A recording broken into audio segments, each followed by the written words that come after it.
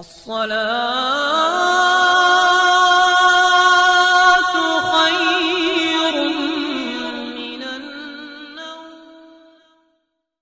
अस्सलामु अलैकुम वरहमतुल्लाहि वबरकातुहू। प्यारे दोस्तों, आज की इस वीडियो में हम बात करने वाले हैं कि जब बच्चा पैदा होता है तो मुसलमान बच्चे के कान में अजान क्यों पढ़ते हैं, इसकी वजह क्या है। प्यारे दोस्तों, इस्लाम न सिर्फ मुकम्मल ज़ाब्ता-ए हयात है बल्कि इसकी तालीमात इंतहाई मुकम्मल, अहम और जामे है। बात चाहे पैदाइश की हो या मौत की, ये ज़िंदगी के हर मोड़ पर हमारी रहनुमाई करता है। हज़रत हसन बिन अली रज़ियल्लाहु ताला अन्हु से रिवायत है कि हुजूर अकरम सल्लल्लाहु अलैहि वसल्लम ने इरशाद फरमाया कि जब किसी के यहाँ बच्चा पैदा हो तो बच्चे के दाएं कान में अजान और बाएं कान में इकामत पढ़ें। दोस्तों, उलमाए किराम जो अजान पढ़ने की हिकमतें बयान करते हैं वो ये हैं कि अजान पढ़ने से शैतान भाग जाता है, जिसकी वजह से बच्चा उसके सर से महफूज रहता है। इसके अलावा इसमें ये मसला भी बयान किया जाता है कि बच्चे को जो सबसे पहले आवाज़ सुनाई दे वो अक़ीदा-ए तौहीद और अक़ीदा-ए रिसालत और नमाज की दावत हो।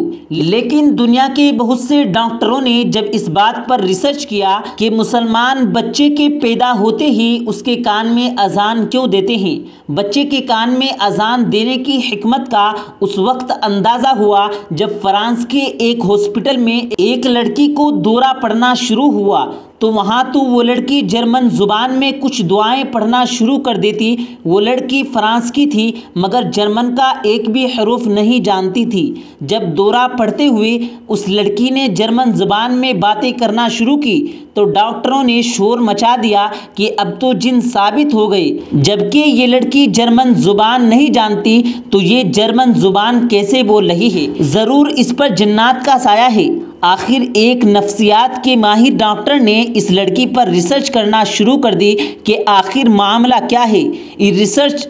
इस रिसर्च में मालूम हुआ कि जब ये लड़की 2.5 साल की थी तो इसकी माँ एक पादरी के यहाँ काम किया करती थी। जब भी पादरी जर्मनी ज़ुबान में कुछ भी पढ़ता था तो ये लड़की उस वक्त पालने में लेटी हुई होती थी। तो डॉक्टर उस पादरी से मिलने वहाँ पहुँचा तो उसे मालूम हुआ कि पादरी तो इस वक्त स्पेन में है। जब वो स्पेन में पहुँचा तो मालूम हुआ कि वो यहाँ से रिटायर्ड होकर जर्मन चला गया है और उसकी मौत हो चुकी है। तो डॉक्टर उस पादरी के घर वालों के पास पहुँचा और उसने कहा कि उनकी कोई पुरानी किताब या उनके पुराने कागजात या नोटबुक आपके पास हो तो मुझे ज़रूर दिखाएं। तो फिर उसके घर वालों ने उसके कुछ कागजात दिए जिनमें कुछ बातें लिखी हुई थी और वो बातें वही थी जो वो लड़की दौरे के हालत में बोल रही होती थी और वो बातें उस लड़की ने उस पादरी से पालने में पड़े हुए सुनी थी। डॉक्टर ने इस बात से ये नतीजा निकाला कि जब बच्चा पैदा होता है तो उसे जो भी बात सिखाई जाती है या सुनाई जाती है तो बच्चे का दिमाग उन तमाम बातों को बहुत अच्छी तरह से कैच कर लेता है और उसके दिमाग में वो महफूज हो जाता है। और जब कभी भी उसके सामने वो बातें दोहराई जाती हैं तो बच्चा उन तमाम बातों को आसानी से समझ जाता है। प्यारे दोस्तों, हुजूर अकरम सल्लल्लाहु अलैहि वसल्लम ने इसी वजह से इरशाद फरमाया कि जब किसी मुसलमान के यहाँ बच्चा पैदा हो तो फ़ौरन उसके कान में अजान और दूसरे कान में अकामत पढ़ो। दोस्तों, दुनिया के डॉक्टर आज इस बात को समझ रहे हैं कि बच्चे के सामने बच्चे के पैदा होने के बाद जो कुछ भी बोला जाता है या उसको सुनाया जाता है तो बच्चा फ़ौरन आसानी से कैच कर लेता है। लेकिन हमारे प्यारे आका सल्लल्लाहु अलैहि वसल्लम ने हमें 1400 साल पहले हमें आगाह कर दिया था और इरशाद फरमाया कि बच्चे के पैदा होते ही कान में अजान कहो, क्योंकि वो अब दुनिया में आ गया है और अब उसके दिमाग में इतनी ताकत और क़ुव्वत है कि वो तुम्हारी बातों को सुन सकता है और उनको अपने दिमाग में महफूज रख सकता है।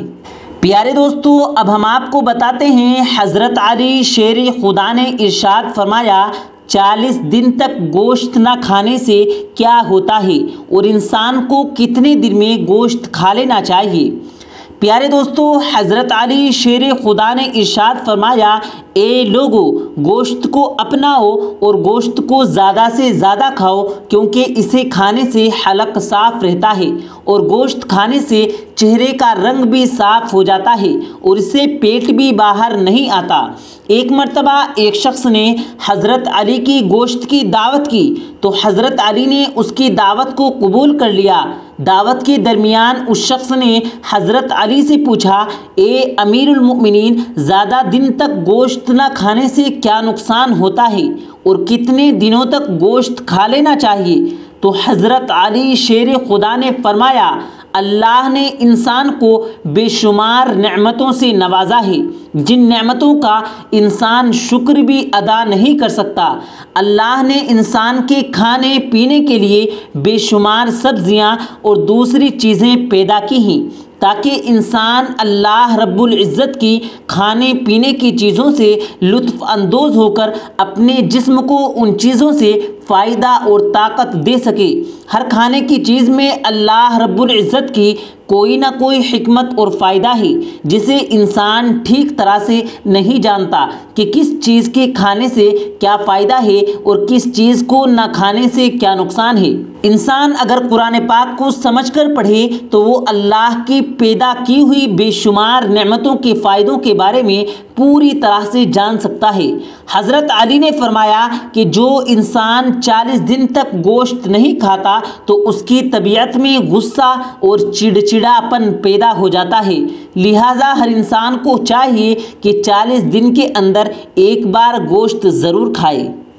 प्यारे दोस्तों, अब हम आपको बताते हैं हज़रत अली शेर खुदा ने इरशाद फरमाया, बालों में कंघी करते वक्त एक गलती कभी भी नहीं करना।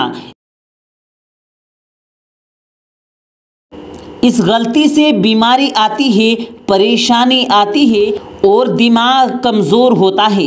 हज़रत अली की खिदमत में एक शख्स आया और दस्ते अदब को जोड़कर अर्ज़ करने लगा, या अली, मेरा एक भाई है जो बालों में बार बार कंघी करता है, तो क्या बालों में बार बार कंघी करना सही है?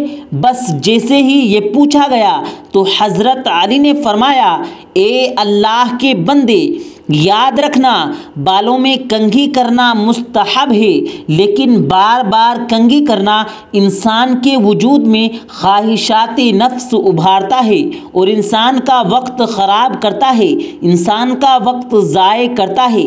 तो वो शख्स पूछने लगा, या अली, कंघी करने का सबसे सही वक्त कौन सा है?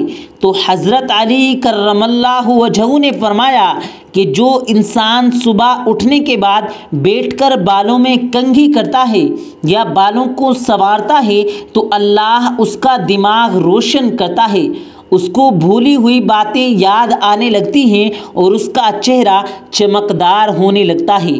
तो वो शख्स पूछने लगा, या अली, कंघी करते वक्त वो कौन सा अमल है जो इंसान की बीमारी या परेशानी का सबब बनता है?